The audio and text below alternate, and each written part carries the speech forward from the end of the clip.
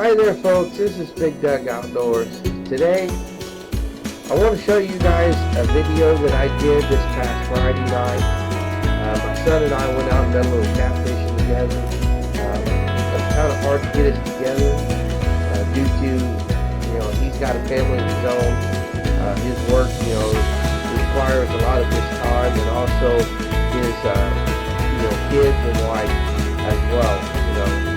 I'm very proud of my son, and I enjoy getting out there and hunting with my son and my daughter, and my son-in-law, my daughter-in-law, my grandkids one day. I'm looking forward to that day coming. It's going to be really fun to enjoy being out there with your grandkids, fishing and hunting and stuff. Maybe shooting guns. Anyway, I'm going to let you guys watch that video. And then after the video, I'll talk to you guys a little bit about what's coming up this weekend. So with that being said, you guys stay tuned, and I hope you enjoy this video.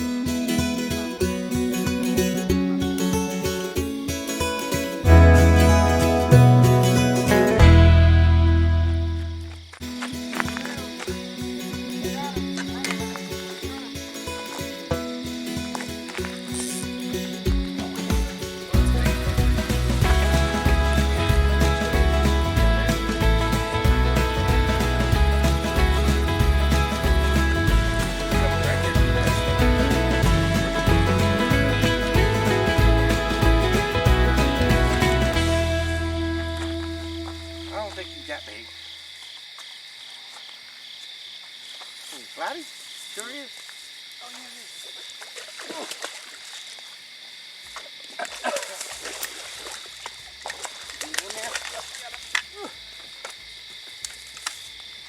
Not bad. Well, looks like he's probably about 6 or 8 pounders. What'd you catch him on? Creek jug. That was a creek jug.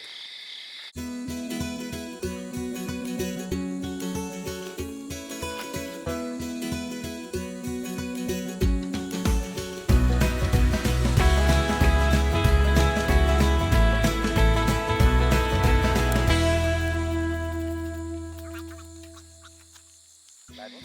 No. Trying to do the camera. What? Oh. Well, your camera's got my button up all the time. Folks, not a bad one. He's about 6 to 8 pound little flatty.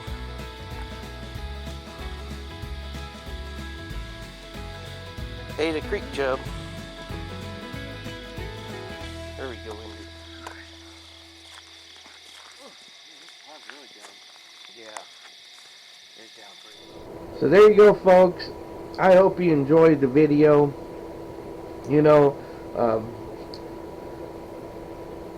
You really should turn around and introduce your family members, your kids, grandkids, even a cousin or nephew out there with hunting and fishing.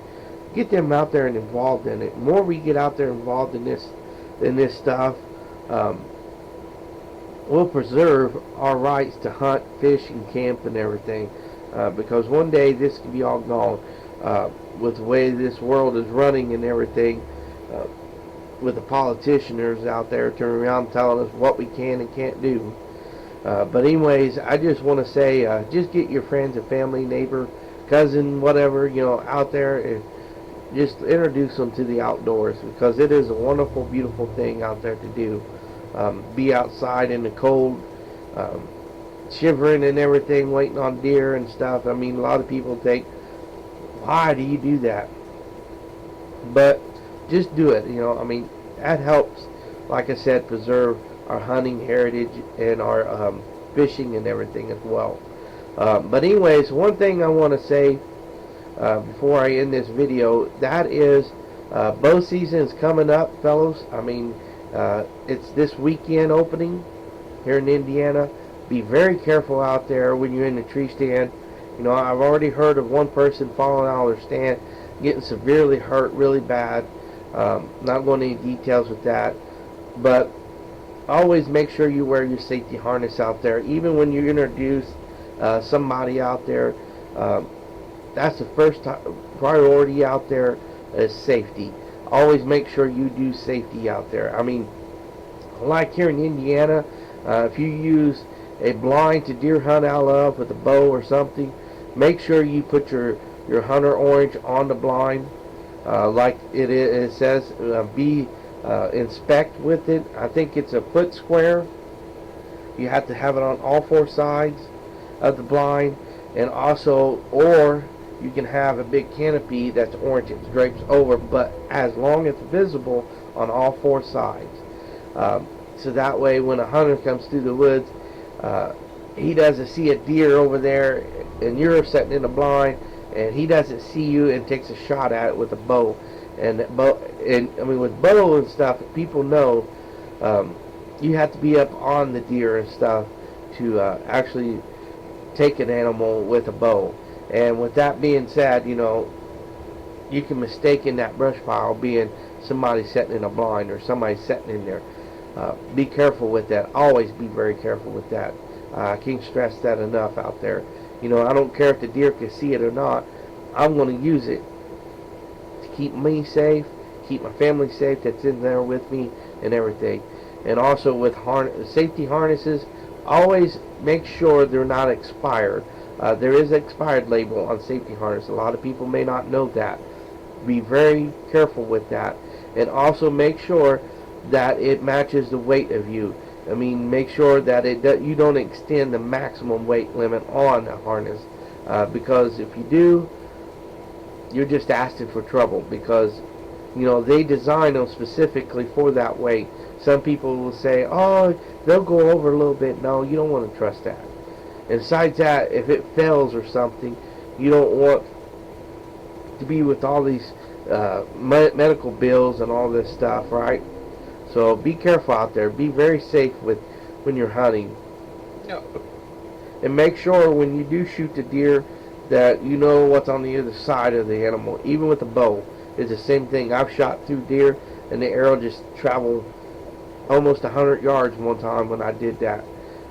Not realizing that, oh, the arrow just, because if you're shooting on an incline down a hill, and let's say the deer's down there, the arrow can hit something and skip right off of it and shoot down in the woods, down in the valley, and there could be another bow hunter down there, or somebody even walking through the woods down in there when you're on public land hunting, you know. So be very careful with that, and also be very careful with it when you come into gun season.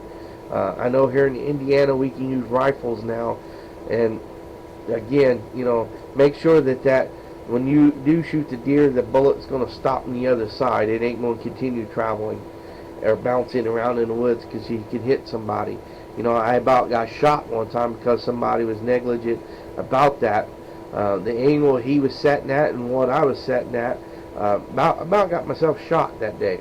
It was not a fun thing, let's just put it that way. The bullet actually, I think, ricocheted off of something, and the guy, you know, he didn't pay attention how he was shooting his gun, and the bullet, I heard it whizzing through the trees, and it hit the tree right above my head. I was sitting at the bottom of the tree, leaning up against it. It knocked bark down on me and everything. Scared me to death. Had a little word with the guy, been nice and friendly, even though I was so hyped up, you know, excitement and everything, because I just got shot at. And the guy eventually apologized to me, and couldn't believe that the bullet made it that far where I was at. He was shooting off a neighbor's property onto the property I had permission to be on, and he didn't have permission to be on it. So be careful with that, because you don't know who's over in there hunting. Even with orange on, you can't always see that. So just be careful, you know. So with that being said, I just want to thank you guys for watching my videos out there. Thank you for the ones that subscribe to my channel. If you haven't, please do so, and also hit that notification button out there, so that way when I do post some videos, you can get messaging and everything showing that I posted a new one. I sure do appreciate it. I really do.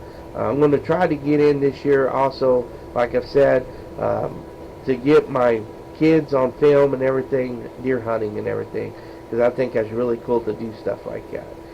But anyways, I just want to thank you guys, and if you haven't hit the subscribe button, please do so.